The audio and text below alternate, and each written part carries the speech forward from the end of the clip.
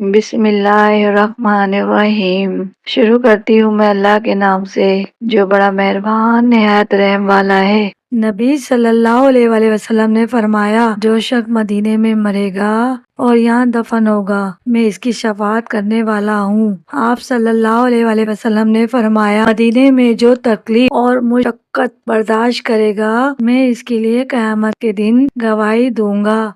नबी सल्लल्लाहु अलैहि वसल्लम ने फरमाया, मदीने में क़यामत के करीब ईमान अपने ठिकाने की तरफ लौट आएगा जैसे सांप अपने बिल में लौटता है। आप सल्लल्लाहु अलैहि वसल्लम ने फरमाया, मदीने में ताउन और दज्जाल दाखिल नहीं हो सकते। रसूल अल्लाह सल्लल्लाहु अलैहि वसल्लम ने फरमाया, मदीने की जमीन पाक है, ये गंदगी को निकाल देती है और खैर को संभाल कर रखती है। आप सल्लल्लाहु अलैहि वसल्लम ने फरमाया, मदीना ईमान का किला है और मुनाफिकों के लिए सख्त जमीन है।